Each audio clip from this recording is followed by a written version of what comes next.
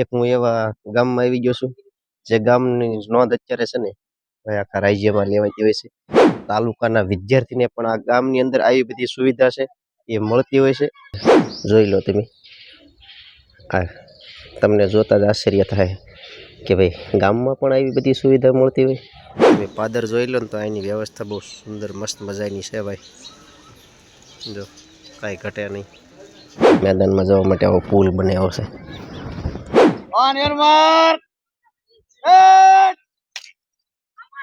વાહ! અને હજી હું તમને એક બતાવું, એરપોર્ટ પણ બતાવું. જય માતાજી, જય ગુરુદેવ મિત્રો, સ્વાગત છે તમારું મારા એક નવા બ્લોગમાં. ગુડ મોર્નિંગ પહેલા તો બધાને. અને ખાસ એક હું એવા ગામમાં આવી ગયો છું જે ગામની નોંધ અત્યારે છે ને આખા રાજ્યમાં લેવાતી હોય છે. એવું જ એક નાનકડું ગામ છે. અને ખાસ કરીને જે તાલુકાના વિદ્યાર્થીને પણ આ ગામની અંદર આવી બધી સુવિધા છે એ મળતી હોય છે. તો કેવી કેવી સુવિધા મળે છે અને કઈ કઈ વસ્તુ છે અહીંયા, અને ઐતિહાસિક નાગબાઈ માનું મંદિર પણ છે, એમના હું તમને દર્શન કરાવીશ. અને તમામ તાલુકાના વિદ્યાર્થીને ખેલ મહાકુંભ થતો હોય તો પણ આ ગામમાં થાય છે. અને આ ગામની અંદર મસ્ત મજાનું સરોવર છે. તમને જોતા જ આશ્ચર્ય લાગશે કે ગામની અંદર પણ આવી સુવિધા હોય એમ. તો એવું જ એક નાનકડું ગામ છે. તમે જોઈ શકો છો મિત્રો. ખાસ હું તમને બધી સુવિધા તમામ સુવિધા હું તમને આજે બતાવવાનો છું. અને ક્યાં આવેલું છે સંપૂર્ણ માહિતી ડિટેલ સાથે હું આ વિડીયોમાં તમને આપવાનું છું. તો મિત્રો બન્યા રહેજો વિડીયોમાં. આ મિત્રો ખાસ કોમ્યુનિટી હોલ છે. જ્યારે મોટા મોટા રાજનેતાઓ આવતા હોય છે તે આ કોમ્યુનિટી હોલની અંદર ખાસ આની અંદર મીટિંગ થતી હોય છે. આ છે કોમ્યુનિટી હોલ. મસ્ત મજાની સુવિધા તમે જુઓ. કોઈ એમ કહેતું હોય ને કે ગામડાની અંદર સુવિધા ન હોય, પણ આ તમે ખાસ જોઈ શકો છો મિત્રો. અને આ સામું તમે હમણાં તમને મંદિર પણ દેખાડું, એમની પણ સુવિધા કરેલી છે. તમે જોઈ શકશો કે કેવું છે. અને આગળ હું તમને બતાડું. આ પહેલી બાજુ જવાનું છે આમ ગ્રાઉન્ડમાં, ત્યાં પણ વિદ્યાર્થીઓ બધા રમે છે. તમે જુઓ મેદાન કેવું બનાવેલું છે. અને ખાસ ખેલ મહાકુંભ થતો હોય ને તો એ પણ અહીંયા જ થતો હોય છે ખેલ મહાકુંભ. તો એ પણ તમને બતાડું. અને આજે પણ સ્પર્ધા છે બાળકોને, તો એ પણ બધા બાળકો આવ્યા છે, એ પણ તમને આ વિડીયોમાં હું બતાડવાનો છું. આ છે પ્રવેશ દ્વાર મિત્રો. આની અંદરથી એક્ઝેટ આવો એટલે એક્ઝેટ બાજુમાં જો અહીંયા નાગબાઈ માતાનું મંદિર છે. તો ચાલો પહેલા તમને નાગબાઈ માતાના દર્શન કરાવું, પછી લઈ જાઉં મેદાનમાં. નાગબાઈ માતાજીનું મંદિર છે ભલા. અને ખાસ જોતા જ તમને આશ્ચર્ય લાગશે કે ભાઈ વાહ! આમ તમને આ જમીનની ધરાની અંદર આવો ને એટલે મનને શાંતિ મળે છે પહેલા તો બહારથી. અને બહાર ત્રિશૂળ જો માતાજીના. અને ઇતિહાસ પણ છે હો માતાજીનો, કે મકવાણા પરિવારના ઘર પણ અહીંયા થાય છે. ચાલો તો તમને સંપૂર્ણ અંદર દર્શન કરાવું.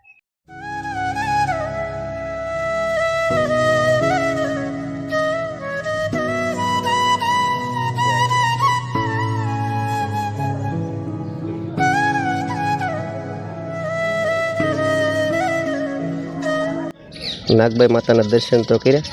હવે અહીંયા આ રંગપરા પરિવાર એટલે કે મકવાણા થાય છે. મકવાણા પરિવારના સુરાપુરા દાદા અહીંયા છે.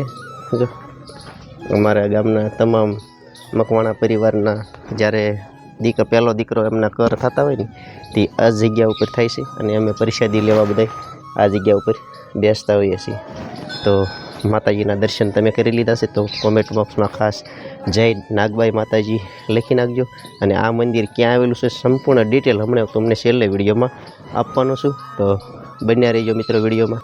નાગબાઈ માના મંદિરની પાછળ જો આ બધી સમાધિઓ છે અહીંયા. અને એક્ઝેટ સામે જડેશ્વર મહાદેવનું મંદિર છે. ચાલો તો આપણે મહાદેવના દર્શન કરીએ. અને શ્રાવણ માસ છે. ઓમ નમઃ શિવાય.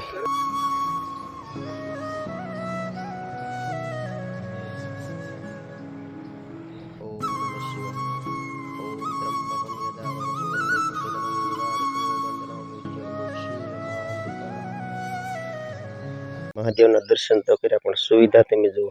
અહીંયા અંદર તમે જુઓ. ચાલો તમને અહીંયા લઈ જાઓ. જોતા જ તમને એમ થાય વાહ! અહીંયા છે આ ગામને ભાઈ. જો નજીક આવી ગયા આપણે. જોઈ લો તમે. આ તમને જોતા જ આશ્ચર્ય થાય કે ભાઈ ગામમાં પણ આવી બધી સુવિધા મળતી હોય. તો હા, આપણો રાજનેતા સક્ષમ હોય તો ખાસ શક્ય બને છે આ સુવિધા આપણા ગામમાં પણ થઈ શકે. પણ આપણો રાજનેતા એવો હોવો જોઈએ. હજી તમને આગળ બધું બતાવવાનું છે. હજી તો મસ્ત મજાનું બતાવવાનું બાકી છે. ખૂણા ઉપર શૌચાલય છે. શૌચાલય જોતા જ તમને એમ થાય વાહ, આ ગામમાં કેટલી સુવિધા છે. આવું તેનું શૌચાલય છે, તમે જુઓ. અને અહીંથી આપણે જવાનું છે મેદાનમાં. તો પહેલાં આપણે પુલ પસાર કરીએ, જોઈએ મેદાનમાં બધા વિદ્યાર્થીઓ આવ્યા છે અત્યારે. મેદાનમાં જવા માટે આવો પુલ બનાવ્યો છે. તમે સમજો, આ રીતના દાદરા મૂકેલા છે અને સરસ મજાનું પુલ છે, તમે જુઓ. અને રમત ઉત્સવ છે. આ સુવિધા જો પાલીતાણા તાલુકાના તમામ વિદ્યાર્થીઓને, જો અહીંયા તમને ઝૂમ કરીને બતાવું, જોઈ શકો છો મિત્રો તમે. આ ગ્રાઉન્ડ તમે જુઓ, ખાસ તમને એવું લાગશે આ ગ્રાઉન્ડ કઈ જગ્યાએ આવેલું છે, તો સંપૂર્ણ ડિટેલ તમને આપવાનો છું આ વિડીયોમાં. આવી સુવિધા તો ઘણા એમ કહેતા હોય કે ગામમાં હોય સુવિધા, તો હા, આપણું મેં કીધું એમ ફરી વાર કહું છું, રાજનેતા સક્ષમ હોય તો આવું આપણે બની શકે છે. રમત ગમતમાં જાય છે બધા બાળકો.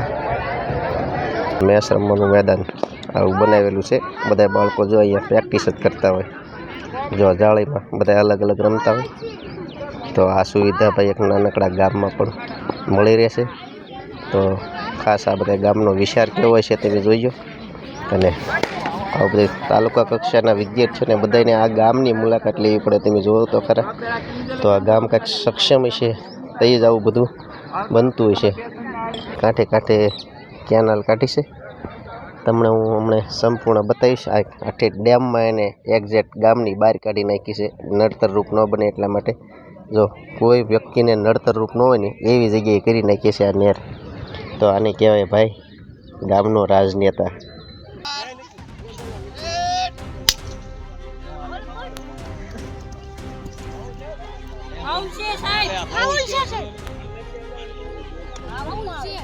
દોડ જો પૂરી થઈ, હવે 200 મીટરની દોડમાં આવે છે.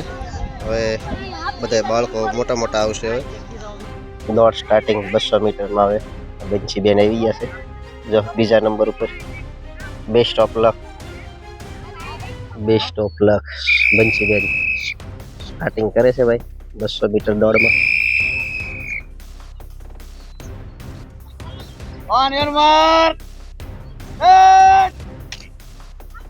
વાહ, દોડે છે બંસી બેન.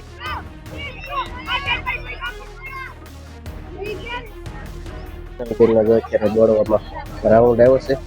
આ 400 મીટરની દોડીમાં છે કિનલબેન નહીં. હા, કિરણબેન દોડે છે.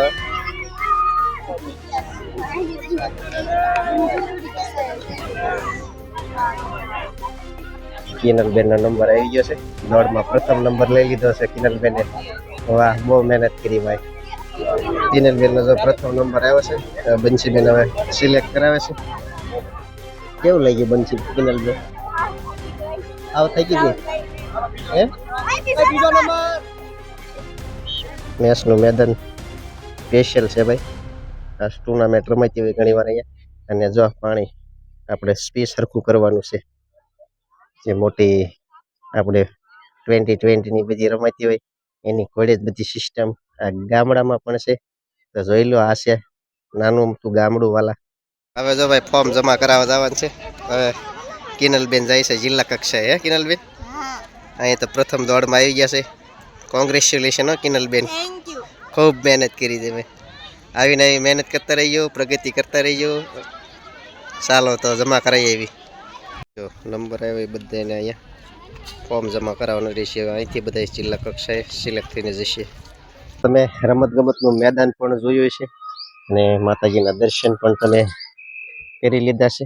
અને ખાસ તમને બધાને મેં વિડીયોમાં કીધું હતું આ ક્યાં આવેલું છે, તો હું તમને જણાવી દઉં કે ભાવનગર જિલ્લાનું પાલીતાણા તાલુકાનું હણોલ ગામ છે ભાઈ.